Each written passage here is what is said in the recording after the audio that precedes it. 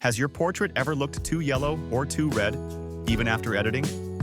In this video, I'll show you how to accurately check and balance skin tones, not by guessing, but by using lab values in Camera Raw. In Camera Raw, select the Color Sampler tool, located near the bottom of the right-hand toolbar. Then, click on a mid-tone area of the face. Avoid areas that are too bright or too dark for more accurate results. Once selected, lab readouts will appear at the top. If you don't see lab values, open the histogram panel, right-click, and choose Show Lab Color Readouts to enable it. L represents lightness.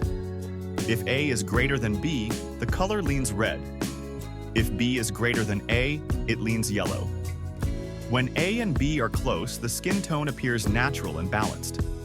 Higher A and B values indicate more saturation, while lower values suggest faded or lifeless tones.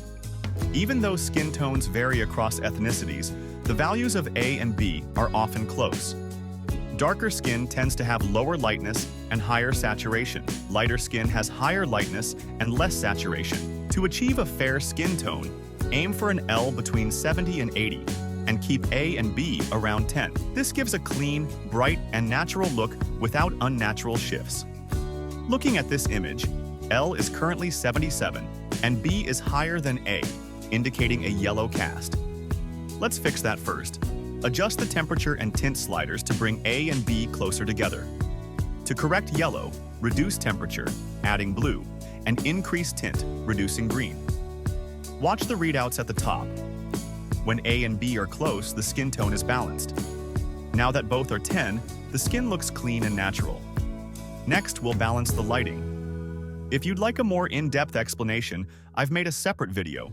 Just click the top right corner. Currently, L is 76.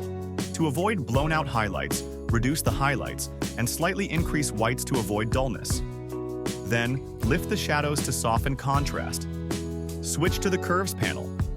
Raise the shadows and midtones, but leave the highlights untouched. Now we have L Hasher 73, with A and B both at 10. The skin looks bright, soft, and beautifully natural. As you move the sample point around the face, you'll see that A and B remain fairly balanced, a good sign of consistent skin tone. In areas like the cheeks, A might be slightly higher than B, giving a soft pink tone, which is completely natural. Overall, the image has reached a balanced and pleasing color state. Let's take a look at the before and after results. You can also use lab values to precisely match skin tones across multiple images. Super useful for color consistency. If you found this video helpful, don't forget to like, subscribe, and leave a comment. I'd love to hear how you use this technique in your own editing. See you in the next video.